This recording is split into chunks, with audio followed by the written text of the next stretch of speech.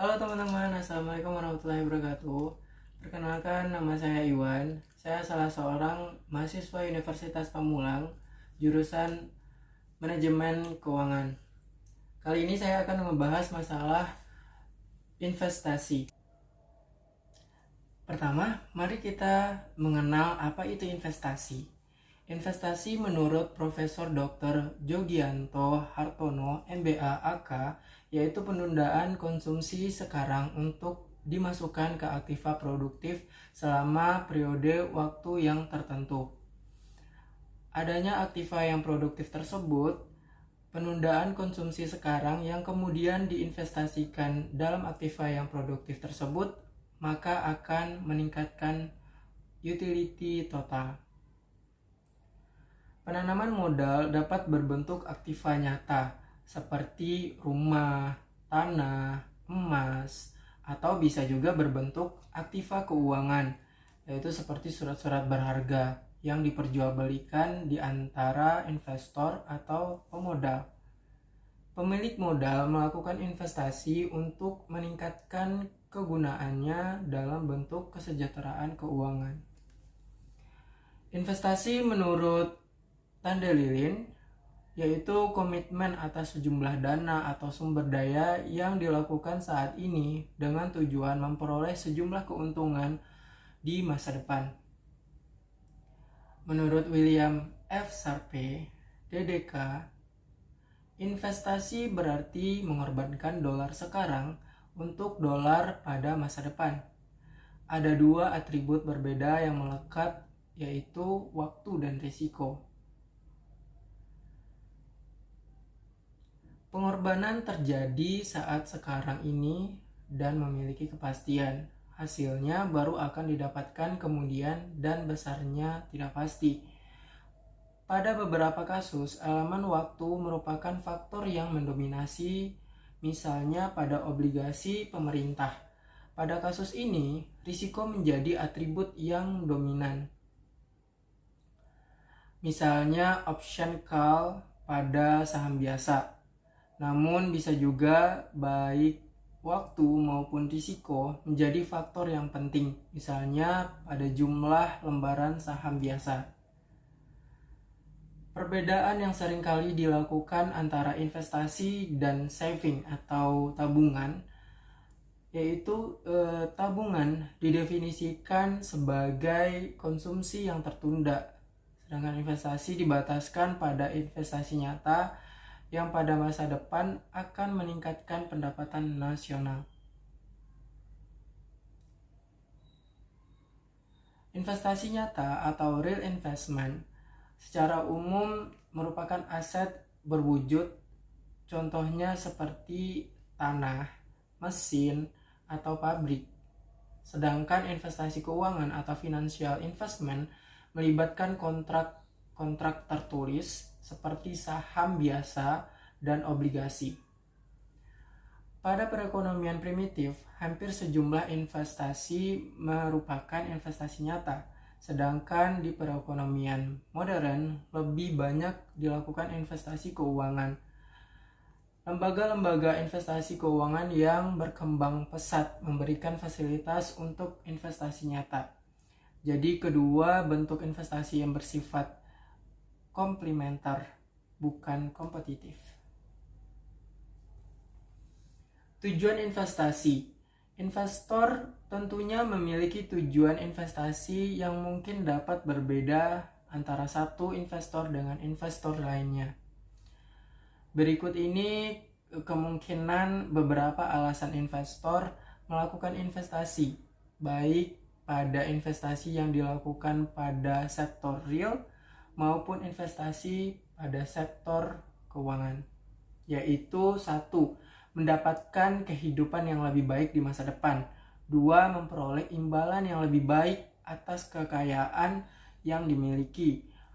Ketiga, mengurangi tekanan inflasi.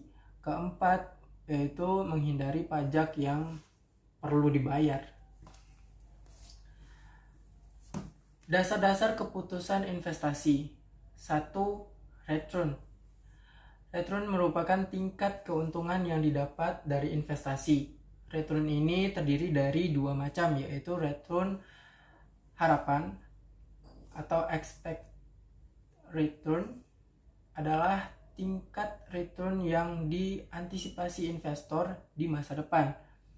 Kemudian return realisasi atau return aktual merupakan tingkat return yang didapat investor di masa lalu. 2. Risiko. Pada saat berinvestasi, investor selain mengharapkan return, tentunya juga harus menanggung tingkat risiko. Dalam konteks manajemen investasi, risiko merupakan penyimpangan atau perbedaan antara return yang diharapkan oleh investor dengan return yang benar-benar diterima oleh investor atau return aktual. Lingkungan investasi. Lingkungan investasi melibatkan berbagai jenis sekuritas atau efek yang ada, tempat, dan cara sekuritas itu diperjualbelikan. Proses investasi. Proses investasi berkenaan dengan bagaimana seharusnya investor membuat keputusan mengenai pemilihan sekuritas, seberapa luas investasi sebaiknya dilakukan, dan kapan investasi seharusnya dilakukan. Proses investasi menjelaskan bagaimana seharusnya seorang investor membuat keputusan investasi sekuritas yang biasanya dipasarkan, seberapa efektivitas, dan kapan sebaiknya dilakukan. Ada 5 prosedur menurut Sharpe dalam membuat keputusan yang menjadi dasar proses investasi. 1 yaitu penentuan kebijakan investasi, 2 melakukan analisis sekuritas, 3 membentuk portofolio, 4 merevisi portofolio, 5 mengevaluasi kinerja portofolio. Baik, mari kita ulik satu persatu. Penentuan kebijakan investasi. Menentukan kebijakan investasi meliputi penentuan tujuan investor dan banyaknya kekayaan yang dapat diinvestasikan, karena terdapat hubungan positif antara risiko dan return untuk strategi investasi. Bukan suatu hal yang tepat bagi investor untuk berkata bahwa tujuannya adalah memperoleh banyak keuntungan. Yang tepat bagi seorang investor dalam kondisi seperti ini adalah menyatakan tujuannya untuk memperoleh banyak keuntungan dengan memahami bahwa adanya kemungkinan terjadinya kerugian. Tujuan investasi seharusnya dinyatakan dalam risiko maupun return. Langkah dalam proses investasi ini juga meliputi identifikasi potensi kategori aset keuangan yang akan dimasukkan ke portofolio. Identifikasi ini didasarkan pada beberapa hal, yaitu tujuan investasi, jumlah kekayaan yang akan diinvestasikan, dan status pajak dan investor. Langkah kedua yaitu melakukan analisis sekuritas. Proses ini adalah meliputi penilaian terhadap sekuritas secara individual atau beberapa kelompok sekuritas yang masuk ke dalam kategori luas aset keuangan yang telah diidentifikasi sebelumnya. Adapun tujuan melakukan penilaian tersebut yaitu untuk mengidentifikasi sekuritas yang salah harga, misprice.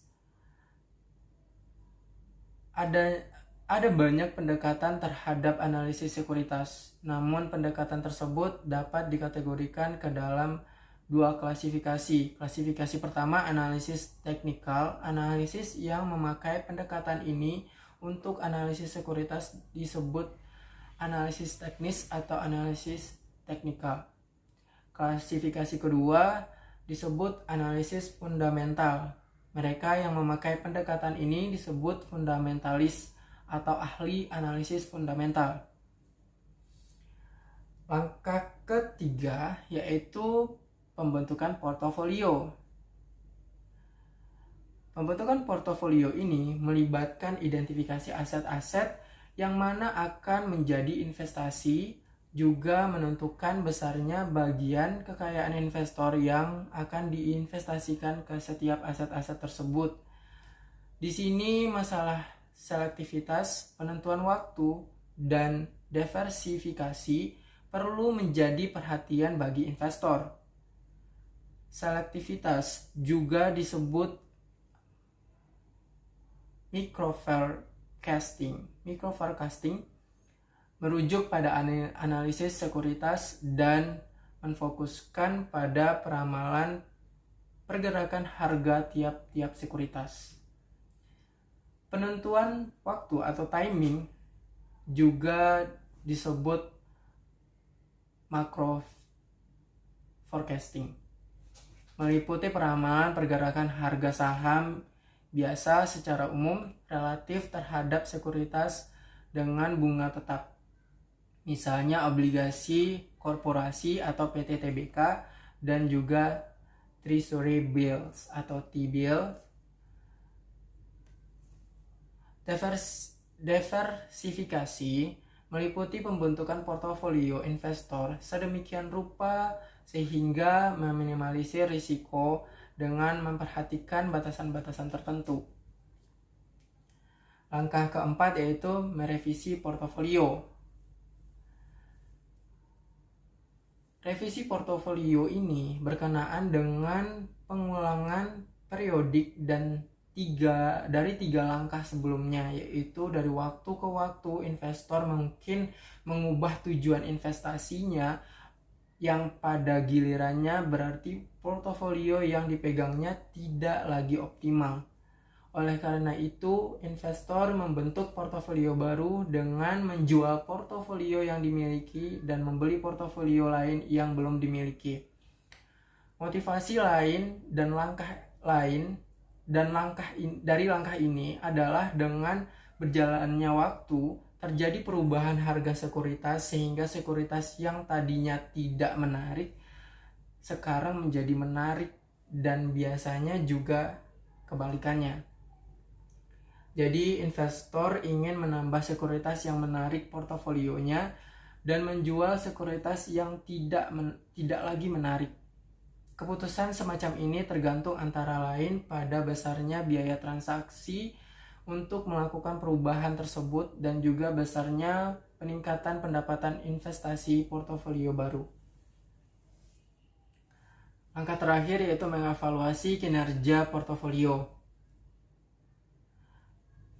Evaluasi kinerja portofolio ini meliputi penentuan kinerja portofolio secara periodik, tidak hanya berdasarkan return yang dihasilkan tetapi juga risiko yang dihadapi investor. Jadi diperlukan ukuran yang tepat tentang return dan risiko dan juga standar benchmark yang relevan. Berikutnya tipe-tipe investasi keuangan. Pada aktiva keuangan dibagi menjadi dua, yaitu investasi langsung dan investasi tidak langsung. Investasi langsung dilakukan investor dengan cara membeli langsung aktiva keuangan dari satu perusahaan. Sebaliknya, investasi tidak langsung dilakukan dengan membeli saham melalui perusahaan investasi yang mempunyai portofolio aktiva-aktiva keuangan perusahaan-perusahaan lain. Baik, mari kita ulik investasi langsung, jenis-jenis investasi ini. Pertama, investasi langsung. Investasi langsung dilakukan dengan memperjualbelikan aktiva keuangan secara langsung di pasar uang atau money market, atau bisa juga di pasar modal atau capital market, atau pasar turunan atau derivative market. Investasi langsung juga dapat dilakukan dengan cara membeli aktiva keuangan yang tidak dapat diperjualbelikan. Apa itu? Contohnya aktiva keuangan yang diperoleh melalui bank komersial. Aktiva-aktiva ini dapat berupa tabungan bank atau sertifikat deposito. Aktiva yang diperjualbelikan di pasar uang atau money market dapat berupa aktiva yang mempunyai risiko gagal kecil, jatuh temponya pendek dengan tingkat likuiditas tinggi. Contoh aktiva ini dapat berupa T-bill yang banyak digunakan di penelitian keuangan sebagai proxy return bebas risiko atau risk-free of return. Contoh lainnya yaitu sertifikat deposito yang dapat diperjualbelikan dengan negosiasi. Istilah negosiasi ini dapat diartikan sebagai aset yang dapat dijual kembali. Pasar uang memiliki sifat jangka pendek, sedangkan pasar modal secara umum bersifat investasi jangka panjang. Yang diperjualbelikan di pasar modal adalah aktiva keuangan berupa surat-surat berharga, pendapatan tetap atau fixed income securities, dan saham-saham biasa atau equity securities. Fixed income securities dapat berupa T-bond, yaitu seperti T-bill, tetapi dengan jatuh tempo jangka panjang berkisar 10-30 tahun. Surat-surat berharga agen federal, Federal Agency Securities, municipal bond,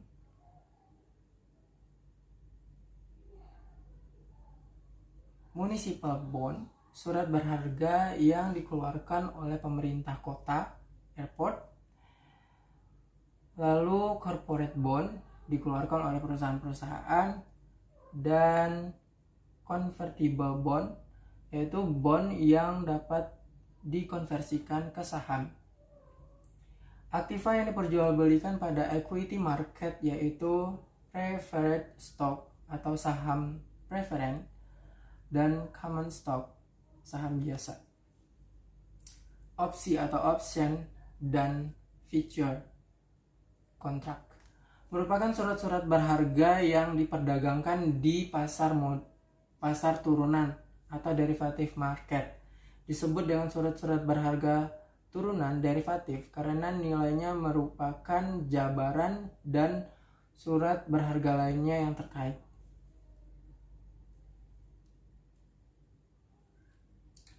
Opsi dapat berupa put and call option. Put call option merupakan derivatif yang memberikan hak kepada pemegangnya untuk menjual atau membeli sejumlah saham perusahaan lain dalam kurun waktu tertentu dengan harga yang sudah ditentukan. Tipe lain dari option adalah waran. Waran adalah suatu hak yang diberikan kepada pemegang untuk membeli saham perusahaan bersangkutan dengan harga yang tertentu dalam kurun waktu yang sudah ditentukan. Nilai dari waran merupakan jabaran turunan dan harga saham yang terkait.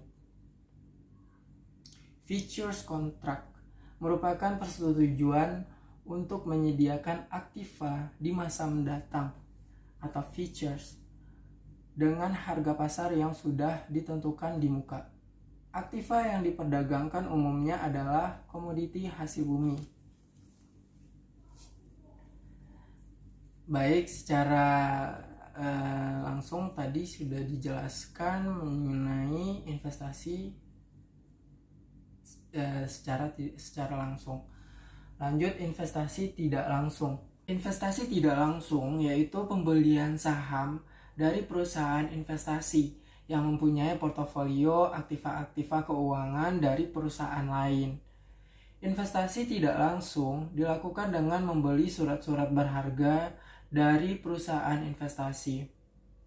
Perusahaan investasi adalah perusahaan yang menyediakan jasa keuangan dengan cara menjual sahamnya ke publik dan menggunakan dana yang diperoleh untuk diinvestasikan ke dalam portofolionya. Hal ini dapat dikatakan bahwa perusahaan investasi membentuk portofolionya atau diharapkan portofolionya optimal kemudian menjualnya eceran kepada publik dalam bentuk saham-sahamnya. Investasi tidak langsung lewat perusahaan investasi merupakan hal yang menarik bagi investor. Paling tidak karena dua alasan utama, yaitu satu, investor yang memiliki modal kecil dapat menikmati keuntungan karena pembentukan portofolio. Apabila investor ini harus membuat portofolio sendiri, maka dia harus membeli beberapa saham dalam jumlah yang cukup besar nilainya. Investor yang belum memiliki dana cukup untuk membentuk portofolio sendiri dapat membeli saham yang ditawarkan oleh perusahaan investasi ini. Yang kedua yaitu membentuk portofolio, membentuk pengetahuan dan pengalaman yang mendalam. Investor yang awam, yang kurang mempunyai pengetahuan dan pengalaman tidak akan dapat membentuk portofolio yang optimal, tetapi dapat membeli saham yang ditawarkan oleh perusahaan investasi yang telah membentuk portofolio yang optimal. Perusahaan investasi dapat diklasifikasikan sebagai berikut. Pertama, Unit Investment Trust merupakan trust yang menerbitkan portofolio yang dibentuk dalam surat-surat berharga berpenghasilan tetap, misalnya bond, dan ditangani oleh orang kepercayaan yang independen. Sertifikat portofolio ini kemudian dijual ke investor sebesar nilai bersih total aktiva yang tergabung dalam portofolio. Lalu ditambah dengan komisi, investor dapat menjual balik sertifikat ini kepada trust sebesar nilai bersih sertifikat tersebut atau net asset value atau NAV. Besarnya NAV per sertifikat adalah total nilai pasar dan sekuritas-sekuritas yang tergabung di portofolio dikurangi dengan biaya-biaya yang terjadi dan dibagi dengan jumlah sertifikat yang diedarkan. Lalu klasifikasi selanjutnya ada closed-end investment companies, merupakan perusahaan investasi yang hanya menjual sahamnya dalam jumlah yang tetap, yaitu sebanyak saat penawaran perdana, initial public offering. Biasanya perusahaan investasi ini tidak menawarkan lagi tambahan lembaran saham, kecuali jika ada penawaran publik berikutnya. Lembaran saham yang sudah beredar di penawaran perdana diperdagangkan di pasar sekunder dengan harga pasar yang terjadi di pasar bursa.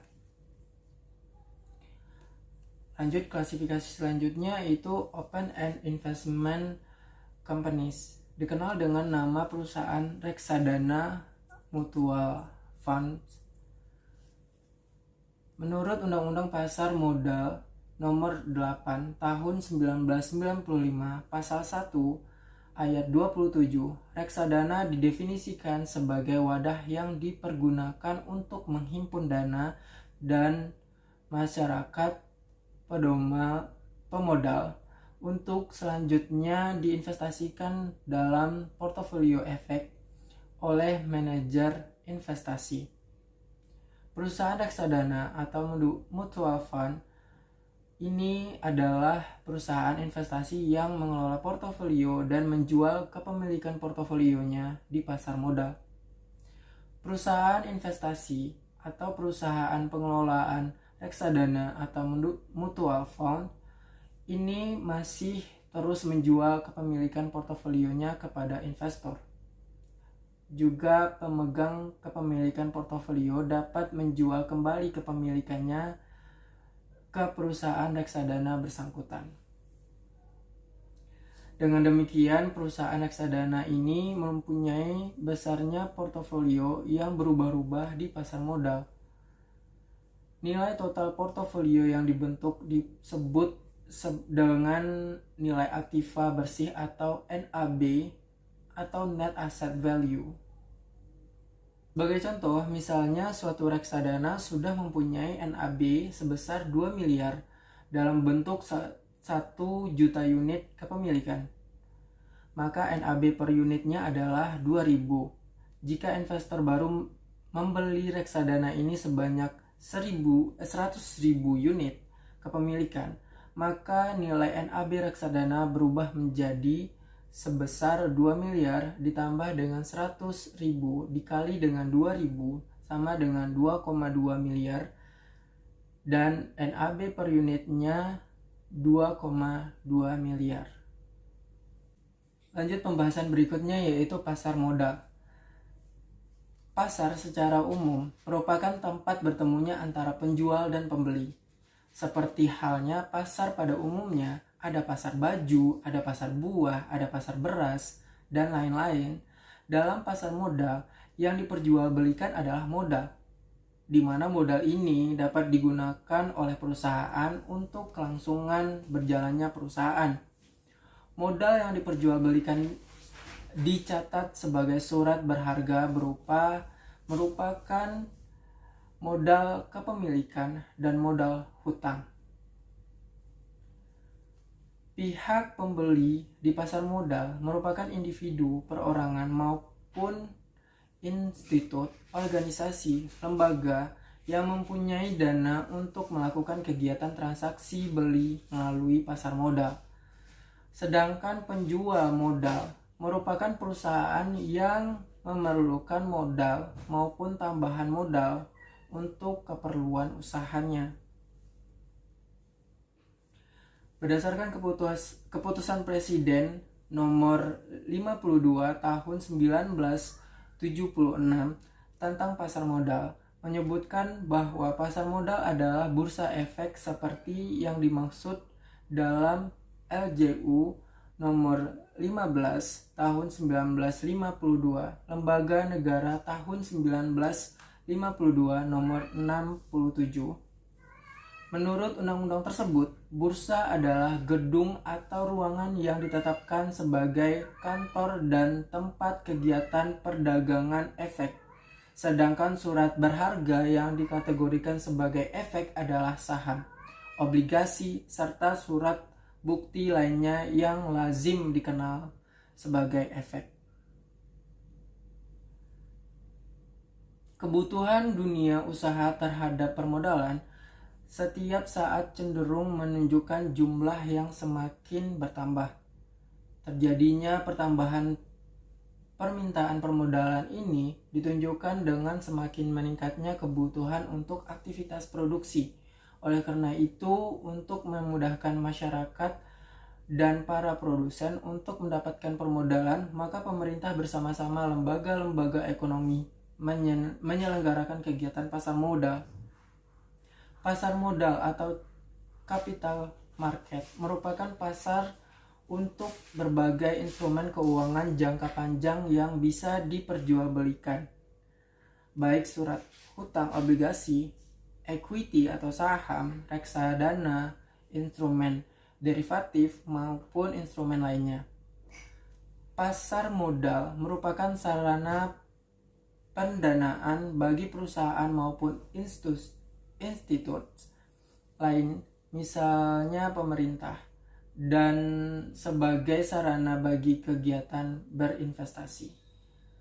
Dengan demikian, pasar modal memfasilitasi berbagai sarana dan prasarana kegiatan jual beli dan kegiatan terkait lainnya. Perbedaan antara pasar modal dengan pasar uang adalah jangka waktunya. Dalam pasar uang diperdagangkan surat berharga berjangka waktu pendek, sedangkan dalam pasar modal diperdagangkan surat berharga dalam jangka waktu yang panjang. Fungsi pasar modal. Pasar modal memiliki peran penting dalam perekonomian suatu negara karena pasar modal mempunyai dua fungsi, yaitu fungsi ekonomi. Pasar modal menyediakan fasilitas atau wahana yang mempertemukan dua kepentingan, yaitu pihak investor dan pihak yang memerlukan dana. Fungsi kedua yaitu fungsi keuangan pasar modal memberikan kemungkinan dan kesempatan memperoleh imbalan atau return bagi pemilik dana sesuai dengan karakteristik investasi yang dipilih. Jadi diharapkan dengan adanya pasar modal, aktivitas perekonomian menjadi meningkat karena pasar modal merupakan alternatif pendanaan bagi perusahaan-perusahaan untuk dapat meningkatkan pendapatan perusahaan yang pada akhirnya memberikan kemakmuran bagi masyarakat yang lebih luas.